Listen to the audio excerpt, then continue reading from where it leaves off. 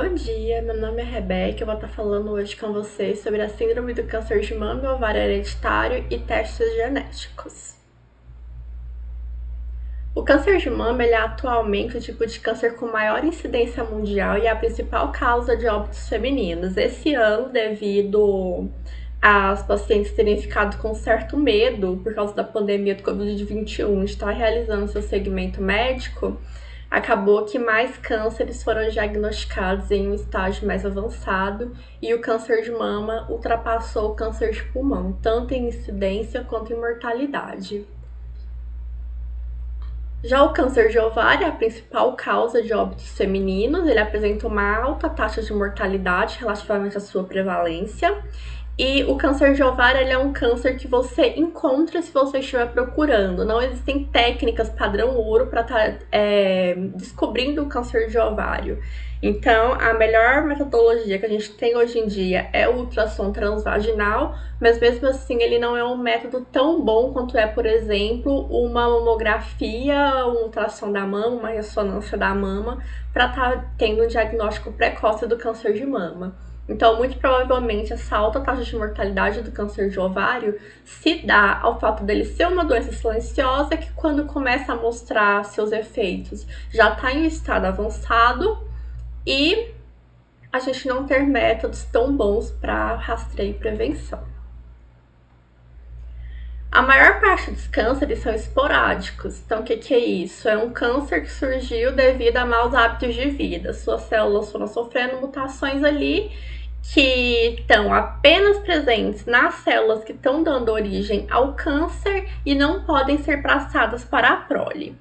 E uma parte ali de 5 a 10% dos cânceres de mama e 10 a 15% dos cânceres de ovário são hereditários, sendo que a maior parte desses é causada pela síndrome do câncer de mama e ovário hereditário, também chamada de HBOC.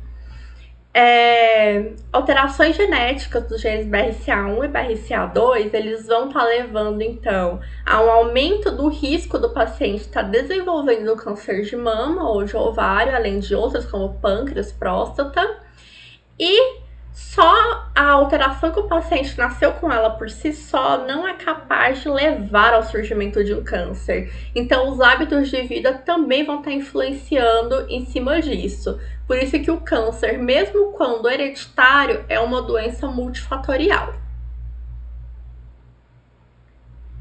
As células das nossas mamas e dos nossos ovários, elas se reproduzem, se dividem, principalmente devido a fatores hormonais, como o estrógeno e a progesterona. Isso faz com que nesses nossos órgãos seja gerada uma grande quantidade de espécies reativas de oxigênio que levam à quebra de dupla fita de DNA. E aí, quando a gente tem uma quebra ali no DNA, um dano ao DNA, a gente já tem duas vias que podem acontecer. Ou aquela célula ela vai ter aquele dano corrigido e vai voltar para o ciclo celular, ou caso não seja possível a gente estar fazendo a correção desse dano, a célula deve entrar em apoptose. Caso não aconteça nenhuma dessas duas coisas, o dano passa para frente, a gente pode ter ali a iniciação tumoral. Variantes deletérias nos genes envolvidos na via de recombinação homóloga mediada pelo BRCA1 estão levando ao maior risco, então, de cânceres, principalmente nas mamas e nos ovários. Apesar do nome da via, diversas proteínas, além do BRCA1 e do BRCA2, estão envolvidos nessa via de recombinação homóloga. E como que ela funciona, mais ou menos? Então, a gente tem ali o DNA, que estava certinho, e ele sofreu um dano externo. Quando ele sofre esse dano externo, pode ser nas mamas e no ovário, principalmente a quebra de dupla fita de DNA, que é resolvida por meio da recombinação homóloga. Então, a gente vai ter um complexo de genes que chama mRN, que é formado pelos genes RAD50, librina e MRE11A. Esses genes eles vão identificar que tem alguma coisa errada ali no DNA. A gente tem uma quebra de dupla fita. Esse complexo, então, vai estar estimulando a fosforilação e a transcrição das proteínas ATM-CHEK2, que vão fosforilar BRCA1. BRCA1, quando fosforilado, forma um heterodímero junto com BARD1. E aí a gente tem dois caminhos que podem se seguir. Ou Esse complexo BRCA1/1 vai se ligar ao complexo de anemia de Fanconi, que é formado pelos genes BRIP1, BRCA2 e POLB2, que vão estar recrutando RAD51C, que vai levar à correção desse dano no DNA.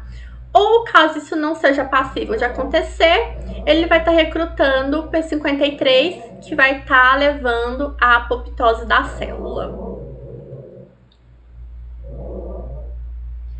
As mutações nos genes supressores tumorais, que é o caso do BRCA1, do BRCA2 e de todos os outros genes da via da recombinação homóloga mediada pelo BRCA1, elas são mutações de diminuição de função, ou seja, a gente tem um prejuízo ali na função daquele gene que seria estar protegendo o organismo.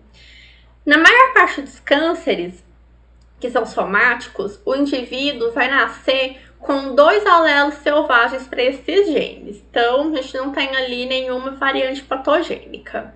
A gente vai ter um primeiro evento de mutação, que a gente vai inativar um desses alelos. Então, vai ficar um alelo mutado e um alelo selvagem. E isso aqui ainda não atrapalha na função do gene. Só que, se ocorrer um segundo evento somático, a gente vai ter ali 2 alelos alterados.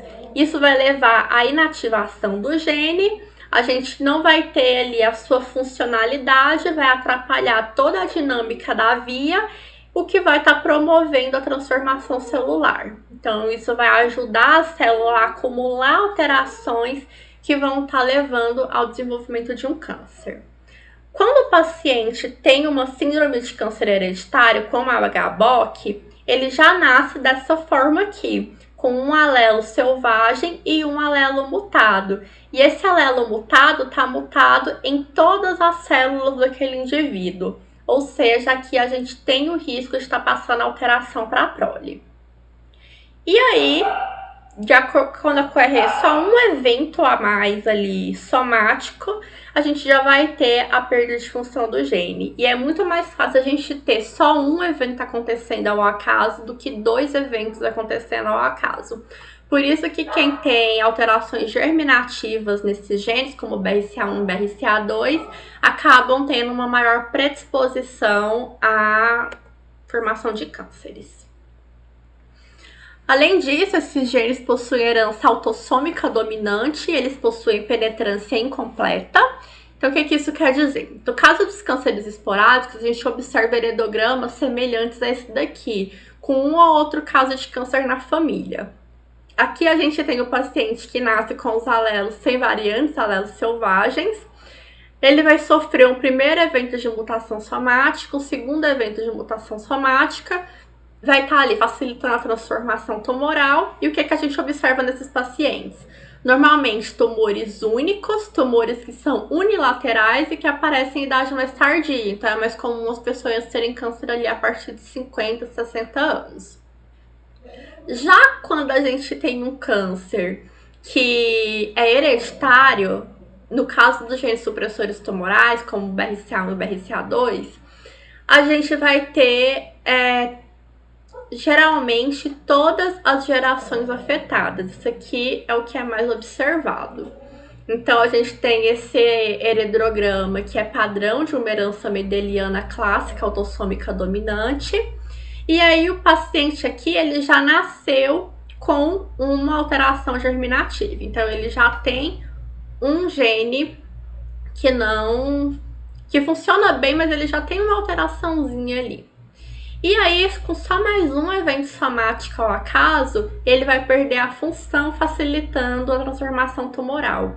E aí a gente observa que esses pacientes têm vários tumores múltiplos, então é comum que tenham mulheres que tenham tido um câncer de mama, um câncer de ovário, costumam ter mais tumores bilaterais, então 2 cânceres primários em cada uma das mamas, e o início precoce. Então a gente tem paciente que eu trabalhei com 22 anos com câncer de mama. E o que significa essa penetrância incompleta? Quer dizer que a penetrância ela pode ser de 2 formas. A gente pode ter uma penetrância completa e uma penetrância incompleta. A penetrância completa, quando o paciente tem a alteração, a variante patogênica, é certeza que ele vai desenvolver o fenótipo da doença. Na penetrância incompleta, quer dizer que não quer dizer que o paciente ele vai ter uma alteração, mas isso não quer dizer que ele vai desenvolver o fenótipo da doença. Ou seja, pode acontecer de uma mãe portadora de uma mutação no BRCA1 não desenvolver nenhum tipo de câncer, morrer ali com 80 anos sem nunca ter tido um câncer, e a filha dela com 30 anos ter desenvolvido câncer de mama bilateral. Então isso ocorre porque a penetrância é incompleta. Apesar de ser incompleta para BRCA1 e BRCA2, ela é bastante alta e os riscos de câncer podem chegar em até 85% até os 80 anos de idade.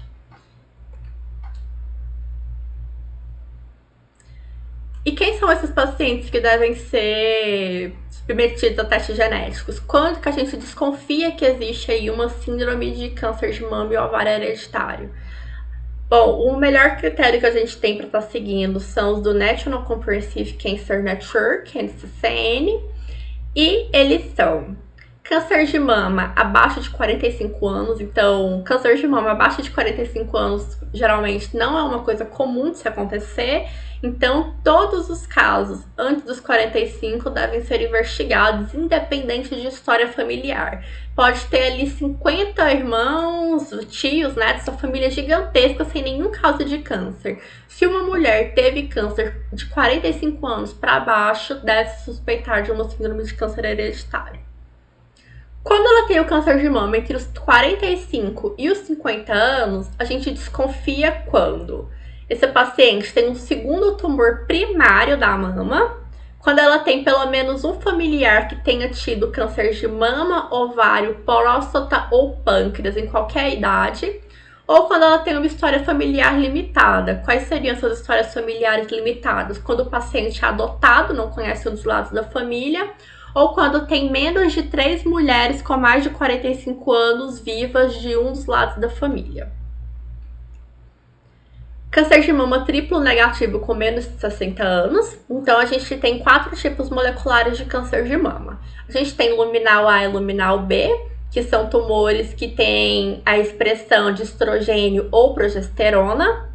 Luminal A, ele tem expressão de estrogênio ou progesterona, e o índice de Ki67, que é uma proteína que é responsável por proliferação celular, menor do que 14%, ou seja, são células de câncer de mama que se dividem de uma forma mais lenta.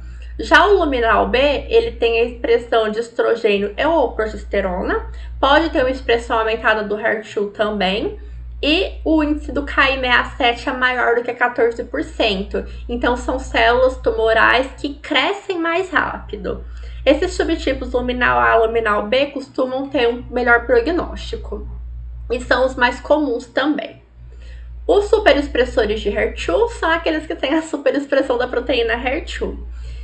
E que é uma proteína também que influencia a proliferação celular, e a gente já tem medicamentos que são inibidores dessa proteína, fazem com que ela pare de funcionar, e aí a gente consegue estar controlando o câncer também. No caso dos luminais, é como se os tumores se alimentassem de estrogênio e progesterona, e a gente também tem medicações que levam a paciente a ter uma diminuição da produção desses hormônios. E aí a gente consegue estar entendendo ali por que aquela massa tumoral está crescendo e como está atrapalhando o crescimento dessa massa tumoral.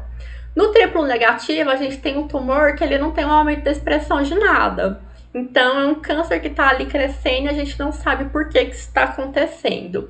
O prognóstico é pior, normalmente, e é um tipo de câncer bem mais raro. Ele normalmente acomete mulheres acima de 60 anos. Quando ele aparece em uma mulher com 60 anos ou menos, deve-se desconfiar também da síndrome de câncer de mama e ovário hereditário.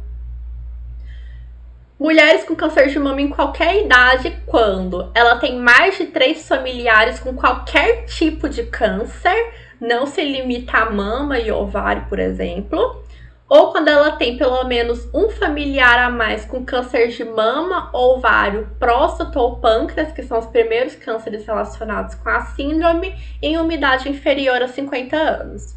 Pacientes de origem judaica-askenazi, mesmo que não tenham câncer, é indicado rastreamento, porque é uma população que tem um alto coeficiente de endogamia e é a população em maior risco de câncer hereditário, tem várias mutações fundadoras nessa população. Pacientes que tenham pelo menos 2 parentes com câncer de mama ou próstata do mesmo lado da família. Pacientes maiores de 18 anos com mutação familiar conhecida. Para alguns genes, não precisa ser maior de idade, como, por exemplo, o gene TP53, que causa síndrome de Li-Fraumeni, você pode analisar crianças. Polipose adenomatosa familiar, causada pelo gene APC, você também pode estar fazendo teste genético em crianças, porque causa tumores infantis. A síndrome do câncer de mama e ovário hereditário, mutações BRCA1, BRCA2, normalmente não causam cânceres infantis. O risco começa ali a partir dos 18 anos de idade. E quando qualquer paciente que tem um histórico familiar de câncer de mama masculino ou um homem com câncer de mama também deve ser testado. E o que são esses testes genéticos? Bom, com a evolução das técnicas de diagnóstico genético, é possível a gente escolher a estratégia de investigação a ser adotada para cada situação clínica. Então, os testes genéticos, eles podem ser divididos de acordo com o tamanho da alteração que eles conseguem estar analisando. Então, a gente tem testes que conseguem ver uma letrinha alterada, mas esse teste consegue ver uma letrinha alterada, ele não consegue ver um exon inteiro deletado ou um exon inteiro duplicado, porque isso aí já é muito grande. Um cariótipo, ele não vai conseguir estar observando se o paciente tem uma alteração pequena, 2 letrinhas a mais naquele DNA. Mas o sequenciamento também não consegue me dar o resultado que o cariótipo dá. Já me falar se o paciente tem uma trissomia do 21, por exemplo. Então, a gente escolhe o teste de acordo com o tipo de mutação que é mais observado em uma determinada suspeita clínica. No caso da síndrome do câncer de mama e ovário hereditário, essas alterações são os SNPs, os indels e os CNVs. O que são essas alterações aí? Os SNPs ou SNPs são substituições que afetam apenas um par de base e ele faz uma troca de uma base por outra. Então aqui a gente tem um exemplo, onde a gente tem a troca de uma citosina por uma timina.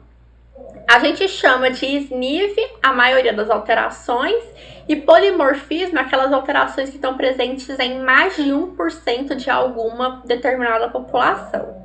Então, a nomenclatura mais adequada ao Cis-Chelazar seria SNV, porque todo SNP é um SNV, mas nem todo SNV é um SNP. Esses SNVs, eles podem ser sinônimos, ou seja, quando a troca da base não troca o aminoácido que vai ser traduzido. Então, aqui, por exemplo, a gente tem a troca de uma citosina por uma glicina. De uma citosina por uma guanina. Mas o aminoácido traduzido é o mesmo, é uma leucina. No caso da variante missense, a variante que a gente chama de sentido trocado, a gente vai ter a troca de um aminoácido por outro. Então, aqui no caso do exemplo, a gente tem a troca de uma histidina por uma prolina, e isso pode levar a uma proteína que funciona de maneira inadequada ou que não funciona, simplesmente é como se ela não existisse. E a gente tem também as variantes sem sentido, que é quando a gente tem a troca de um códon qualquer por um códon de parada prematura. Então, aqui no caso, a gente teve a troca de uma glicina por um stop códon. Isso vai gerar uma proteína de tamanho reduzido que vai ter a sua funcionalidade diminuída ou ausente. A gente tem os indels, que são inserções ou deleções com até 1000 pares de base. A gente considera isso pequeno e são relativamente comuns no genoma humano. Então, aqui a gente vai ter ou a adição ou a deleção de bases. E tem um porém. Quando isso é múltiplo de 3, apesar de estar transmitindo uma mensagem errônea, não vai causar um impacto tão grande na mensagem que está sendo passada. Mas o grande problema é que a maioria deles nunca é múltiplo de 3. E quando ele não é múltiplo de 3, como as bases são lidas de 3 em 3 para ser traduzidas em uma proteína, a gente vai ter uma mensagem que é completamente impossível de ser entendida. Então aqui a gente tem um exemplo em frases para ficar mais claro de se entender. A frase original seria: o cachorro e o gato pegaram o rato. Quando a gente tem uma inserção de 3 letras, a frase continua tendo sentido. Então aqui a gente está falando que o grande cachorro e o gato pegaram o rato. Esse cachorro aqui, a mensagem está falando que ele é grande, quando na verdade ele seria um cachorro pequeno. Então ele está traduzindo uma mensagem errônea que pode fazer com que a proteína não funcione de forma adequada. Aqui a gente está falando que o cachorro pegou o rato e a gente está omitindo que ele teve a ajuda do gato para estar pegando esse rato. Então também é uma mensagem errônea que pode dar ali algum prejuízo na proteína final, mas ainda forma uma coisa que dá para se entender.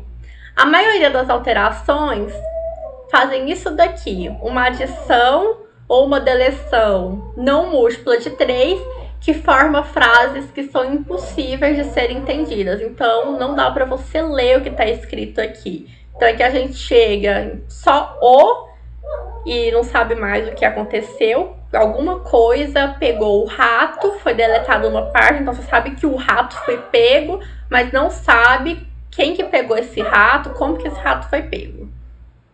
Aqui a gente tem o ou e mais nada dá para ser entendido. E aqui a gente sabe que o cachorro fez alguma coisa, mas a matriz de leitura também foi toda alterada. Então esse tipo de alteração que muda a matriz de leitura e causa as frases que não tem como serem lidas, a gente chama de frame shift. E normalmente essas alterações frame shift em algum lugar vão estar gerando um stop codon. E costumam ser patogênicas. O outro tipo de variante bem comum que a gente tem são os CNVs. Eles são definidos como... eles funcionam como se fosse um indel, só que os indels vão até 1000 pares de base. Os CNVs são inserções ou deleções com mais de 1000 pares de base. E aqui a gente tem incluído translocação, inversão, grandes deleções e os CNVs, que são as variantes de número de cópias, que é o que importa aqui pra gente no caso do câncer de mama e ovário hereditário.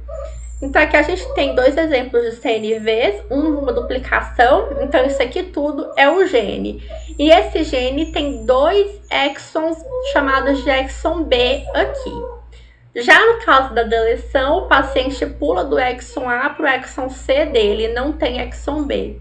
As duas coisas podem estar levando a danos na função da proteína.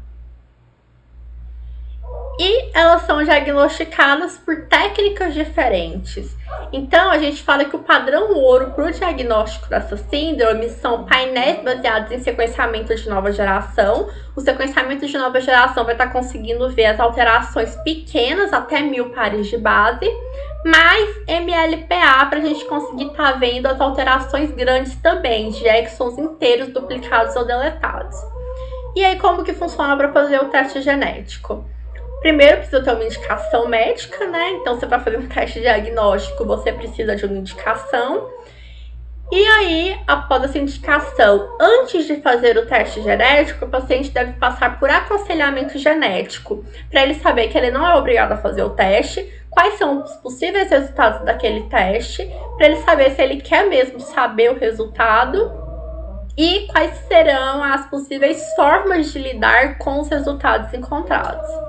A partir disso é realizada a coleta de amostra de sangue ou saliva. Geralmente, quando se faz o MLPA, essa amostra é de sangue.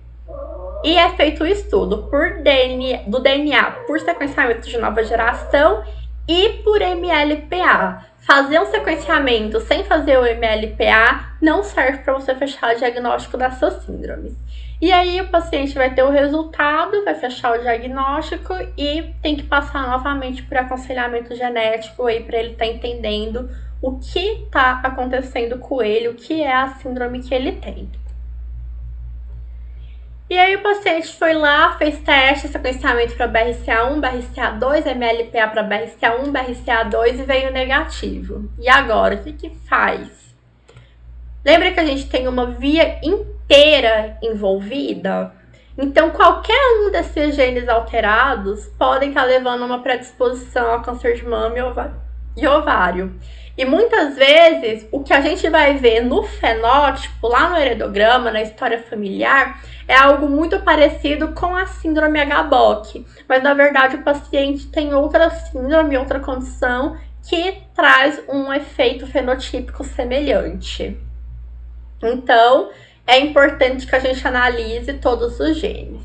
Inicialmente, lá quando começou o sequenciamento de DNA, era muito caro fazer isso. Então, as pessoas focavam em realizar o sequenciamento de BRCA1, BRCA2 e no máximo ali do TP53, que a síndrome de Li-Fraumeni também é uma síndrome muito importante no câncer de mama. E isso custava em torno, você fazer 2, 3 genes, mais de R$5.000.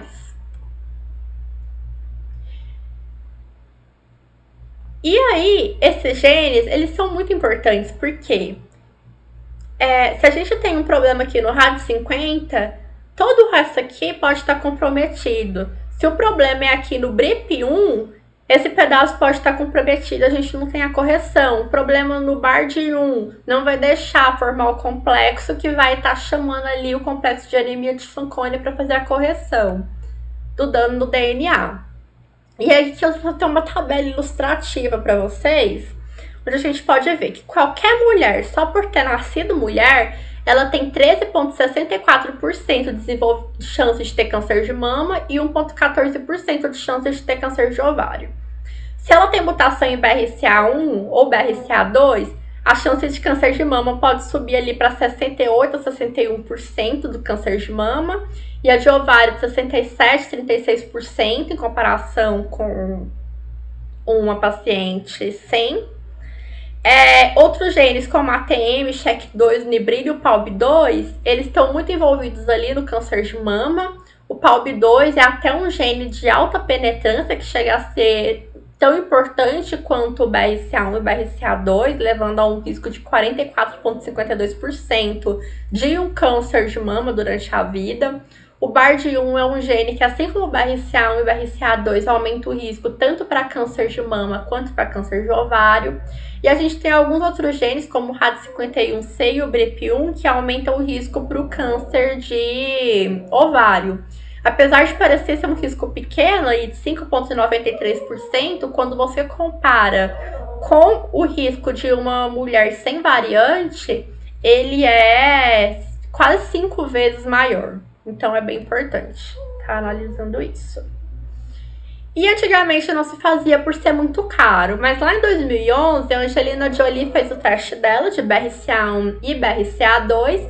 Ela descobriu que ela tinha uma variante patogênica no gene BRCA1, resolveu fazer dupla mastectomia profilática e divulgou isso para o mundo. A partir do momento que ela fez isso e contou que ela fez por quê? Porque ela tinha uma história familiar de câncer. A tia dela teve câncer de mama, a mãe dela teve câncer de ovário. E aí, devido a essa história familiar, ela resolveu fazer o teste genético, ela viu que ela tinha alteração no BRCA1 e o risco aumentado para esses cânceres, e ela decidiu que a alternativa que ela achava melhor para ela estar prevenindo esse câncer era fazer essa dupla mastectomia. Outras mulheres podem decidir que não é a dupla mastectomia que elas querem, que querem um acompanhamento, e tá tudo bem isso também. Então, cada paciente, junto com sua equipe médica, decide o que ele considera melhor para si. O importante é que a gente tente prevenir o surgimento de um câncer. Lembrando que a dupla mastectomia profilática, ela não vai impedir 100% que a paciente tenha câncer, mas ela vai diminuir aquele risco ali de 68% de ter um câncer de mama para 5% para aquela mulher. Além do risco de câncer de ovário, que pode ser diminuído também. Se você tirar o câncer os ovários, você realmente não vai ter um câncer de ovário. E se for para escolher entre tirar a mama ou o ovário, tirar o ovário já protege ali também do risco do câncer de mama, porque você vai ter uma queda drástica ali na produção de estrogênio e progesterona. Então, a partir do momento que a Angelina Jolie fez essa divulgação, as pessoas começaram a prestar mais atenção no seu histórico familiar. E os médicos começaram a pedir mais testes genéticos. Então, o que antigamente era ali R$5.000 para você estar vendo BRCA1 e BRCA2, hoje você faz por R$1.500 e consegue ver painéis de 27, 30 genes, por exemplo. A faixa de preço fica entre R$1.500 e R$1.700. A gente chama isso de efeito Jolie, porque foi quando ela descobriu lá em 2011 que ela tinha alteração, que as pessoas começaram a prestar mais atenção nessa síndrome de câncer hereditário, mais atenção nos históricos familiares de câncer. Existiu uma patente da sequência dos genes BRCA1 e BRCA2, então só um laboratório podia fazer, que eles tinham direitos da sequência dos genes. E nessa época o povo começou a pensar que não, o gene é uma coisa que todo mundo tem no corpo. Eu tenho o direito de saber o que é a minha sequência genética. Eu tenho o direito de saber se eu tenho uma alteração ou não.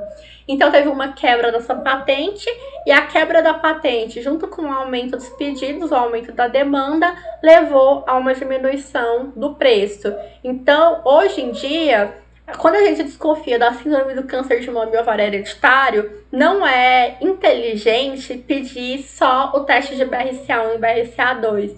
Porque você fazer um teste para BRCA1 e BRCA2, você fazer um painel para 37 genes, 27 genes, vai ser o mesmo preço, e às vezes fazer só BRCA1 e BRCA2, os laboratórios cobram até mais caro. As características moleculares dos tumores, eles influenciam na escolha do tratamento e acompanhamento. Então, além de ter história familiar, você não vai sair fazendo uma mastectomia total em uma mulher só porque ela tem histórico familiar de câncer. Então, saber qual a síndrome, quais são os genes que estão envolvidos, vai ajudar a pessoa, o médico e o paciente a definirem como que vai ser o acompanhamento, se deve ou não ser considerada a mastectomia profilática. Então, os casos de genes de alta penetrância, como BRCA1, BRCA2, TP53, PALB2, ela já vem sendo mais indicada. Mas no caso de outros genes alterados, como SHEC2, por exemplo, isso deve ser baseado mais no histórico familiar do paciente. Se ela tem poucos casos de câncer de mama na família, não é tão indicado fazer uma cirurgia tão radical. Se a paciente tem mutação em BRCA1, BRCA2 e PALB2, ela tem uma medicação a mais que pode estar ajudando no tratamento dela, que são os inibidores da PARP. Eles foram aprovados para uso em 2018. E eles melhoram muito a resposta ao tratamento das pacientes com mutação desses genes, principalmente pacientes com tumores triplo negativos, que antes não tinham nenhuma estratégia direcionada. Agora tem, porque a maioria dos tumores triplo negativos tem mutação em BRCA1 ou BRCA2. E aí, quando a gente utiliza os inibidores da PARP, a gente consegue ter uma estratégia ali que não existia antes para esse tipo de tumor. O acompanhamento das pacientes, ele deve ser modificado, então ela deve passar por acompanhamento mais rápido. Esse acompanhamento ele pode ser indicado a partir de uma idade mais jovem, e ao invés de ser feito de 1 em 1 ano, ser feito de 6 em 6 meses. Pacientes com mutações em alguns genes, como por exemplo, o paciente que tem mutação no TP53, é contraindicado a radioterapia. Então, a radioterapia é muito comum nos casos de câncer de mama. Se o médico não sabe que a paciente tem a mutação do TP53 e pelo fenótipo familiar pensa que é uma síndrome de câncer hereditário, mas com BRCA1 e BRCA2, pode sentir uma segurança muito grande de estar fazendo a radioterapia. E se aquela mulher tiver uma mutação no gene TP53, isso pode estar levando então ao desenvolvimento de tumores secundários devido à radiação. E aí, por isso que é tão importante a gente estar conseguindo diferenciar as síndromes. Além do fato também do teste para os familiares, do aconselhamento genético, que é todo direcionado para as síndromes, quais cânceres aqueles genes estão relacionados, que podem ser cânceres diferentes, se crianças devem ou não ser testadas, e aí que elas vão saber também sobre estratégias de prevenção de filhos com câncer hereditário. Então, tudo isso influencia muito, não só o tratamento e acompanhamento da paciente, como o aconselhamento genético, tanto da paciente quanto de seus familiares. Então, é isso que eu tinha para trazer hoje pra gente. Obrigada!